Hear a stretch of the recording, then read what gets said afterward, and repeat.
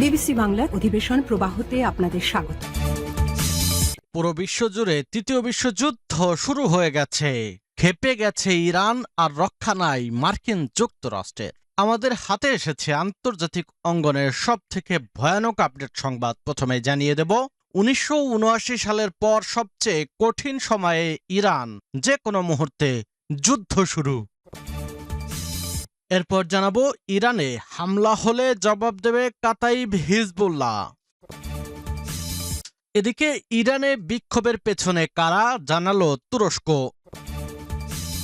এরপর জানাবো, ইউক্রেনে মার্কিন F-16 যুদ্ধ বিমান ভূপাতিত। এবং সর্বশেষ জানিয়ে দেব, ফের ভারত পাকিস্তান সীমান্তে উত্তেজনা, একাধিক ড্রোন সীমান্তে অবস্থান। যে কোনো মুহূর্তে ভারত এবং পাকিস্তান পুরোপুরি যুদ্ধ শুরু হয়ে যাবে। এতক্ষণ শুনছিলেন সংবাদ শিরোনাম, এখন বিস্তারিত। অনুরোধ থাকবে, ভিডিওটিতে একটি লাইক দিন, কমেন্টস করে জানিয়ে দিন আপনি কোন জেলা থেকে বা কোথা থেকে এই সংবাদটি শুনছেন। 1979 সালের পর সবচেয়ে কঠিন সময় ইরান, যে কোনো মুহূর্তে যুদ্ধ। যুক্তরাষ্ট্রের প্রেসিডেন্ট ডোনাল্ড ট্রাম্প ইরানের সরকার বিরোধী বিক্ষোভ দমনের সামরিক পদক্ষেপের হুমকি দেওয়ার পর ইরানের পররাষ্ট্রমন্ত্রী আব্বাস আরাগচ্চি যুক্তরাষ্ট্রকে সতর্ক করে বলেছেন, ওয়াশিংটন যদি ইরানকে পরীক্ষা করতে যায় তবে যুদ্ধের জন্য প্রস্তুত দেশটি। এদিকে ইরানের শাসক গোষ্ঠী 1979 সালের ইসলামী বিপ্লবের পর সবচেয়ে বড় চ্যালেঞ্জের মুখে পড়েছে। দেশজুড়ে ছড়িয়ে পড়া বিক্ষোভ দমনে ইতিমধ্যে নজিরবিহীন নিরাপত্তা অভিযান ও ইন্টারনেট বন্ধ করে দেওয়া হয়েছে। অতীতের যে কোনো সংকটের তুলনায় এবারের দমননীতি আরও কঠোর।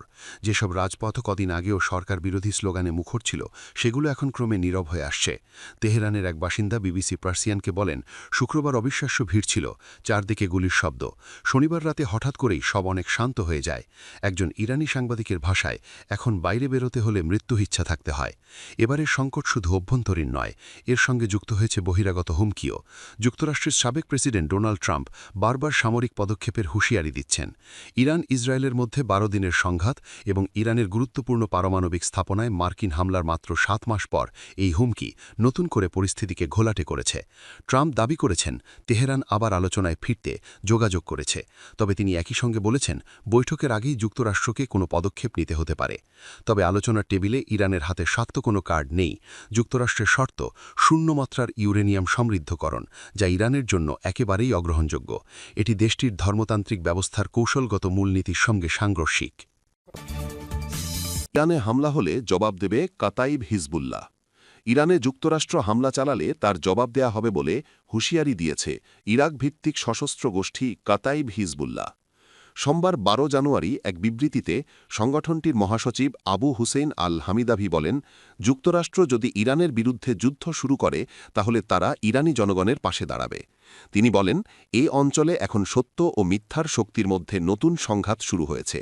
যুক্তরাষ্ট্রকে তিনি এই সংঘাতের নেতৃত্বদানকারী শক্তি হিসেবে উল্লেখ করেন।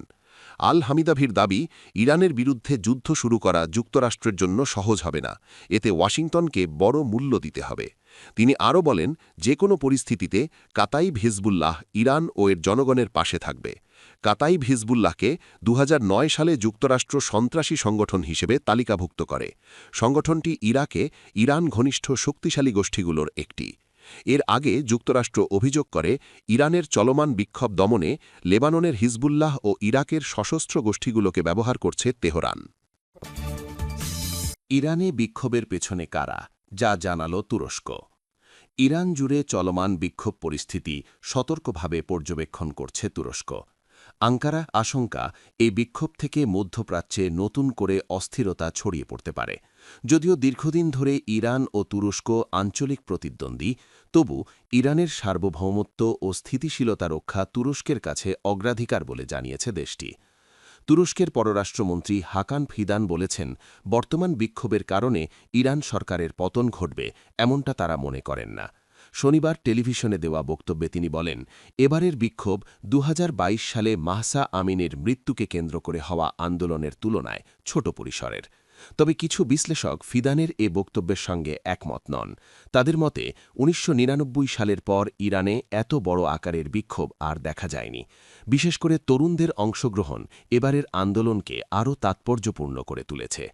ফিদান মনে করেন, ইরান গত 3 দশকে নেওয়া উচ্চাকাঙ্ক্ষী আঞ্চলিক ও বৈশ্বিক নীতির মূল্য এখন দিচ্ছে। এসব নীতির ফলেই পশ্চিমা দেশগুলোর কঠোর নিষেধাজ্ঞা দেশটির অর্থনীতিকে দুর্বল করেছে। এর প্রভাব সরাসরি পড়েছে তরুণ প্রজন্মের জীবনে, যারা মূল্যস্ফীতি ও বেকারত্বের মতো সমস্যায় ভুগছে। তিনি বলেন, বিক্ষোভকারীদের বড় অংশ তরুণ, যারা সরকারের প্রতি স্পষ্ট বার্তা দিচ্ছে। তার আশা, ইরান সরকার সেই বার্তা বুঝতে পারবে। বিক্ষোভের পেছনের শক্তি নিয়েও মন্তব্য করেন তুরস্কের পররাষ্ট্রমন্ত্রী। তার অভিযোগ, ইসরায়েল ইরান সরকারকে অস্থিতিশীল করতে এ বিক্ষোভে প্রভাব বিস্তার করছে। ফিদানের দাবি, ইসরায়েলের গোয়েন্দা সংস্থা মোসাদ সামাজিক যোগাযোগ মাধ্যমে প্রকাশ্যে ইরানি জনগণকে সরকারবিরোধী আন্দোলনে উৎসাহ দিচ্ছে। ইউক্রেনে মার্কিন F-16 ভূপাতিত। ইউক্রেনে একটি মার্কিন F-16 যুদ্ধবিমান ভূপাতিত করা হয়েছে বলে দাবি করেছে রাশিয়া।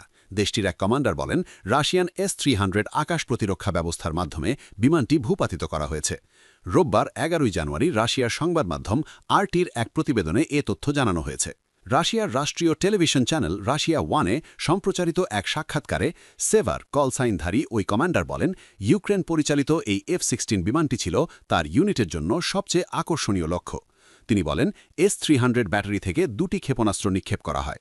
প্রথম ক্ষেপণাস্ত্রটি বিমানটিকে ক্ষতিগ্রস্ত করে এবং দ্বিতীয়টি চূড়ান্ত আঘাত হানে।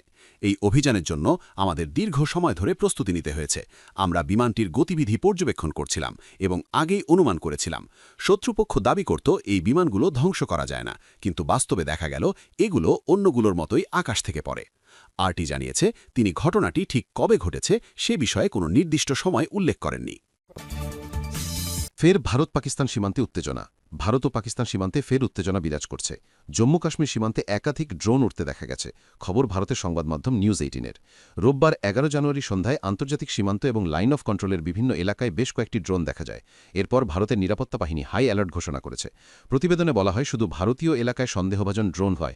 জম্মু কাশ্মীরে একটি সন্দেহজনক স্যাটেলাইট ফোনের সিগন্যালও চিহ্নিত করে ভারতীয় সেনাবাহিনী। সেনাবাহিনী অনুমান করছে, জম্মুতে পাকিস্তান থেকে অনুপ্রবেশের সংকেত পাঠাতে এই স্যাটেলাইট ফোন ব্যবহার করা হচ্ছিল। এই দুই ঘটনার পরই জম্মু কাশ্মীরে যৌথ অভিযান শুরু করে দেশটির নিরাপত্তা বাহিনী। এতে বলা হয়, রোববার নিয়ন্ত্রণ রেখার কাছে পাকিস্তানের দিক থেকে একাধিক সন্দেহজনক ড্রোন উঠতে দেখা গেছে। নজরে আসার সঙ্গে সঙ্গে দেশটির সেনাবাহিনী তৎপর হয়। ড্রোনগুলো গুলি করে নামানোর আগেই পাকিস্তান সীমান্তের ভেতরে চলে যায়। প্রতিবেদনে আরও বলা হয়, এদিন সন্ধে 6:25 পুঞ্চ জেলার মানকোট সেক্টরে টোপার দিকে একটি ড্রোন দেখা যায়। প্রায় 10 মিনিট পর রাজৌরি সেক্টরের খাব্বার গ্রামের ওপরে দ্বিতীয় একটি ড্রোন দেখা যায়, যা থেকে আলো জ্বলছিল এবং নিভছিল। সন্ধে 7:15 সাম্বার রামগড় সেক্টরের চক বরবল গ্রামের ওপরে আরও একটি ড্রোনের মতো বস্তু দেখা যায়, সেটিও একইভাবে আলো জ্বলছিল।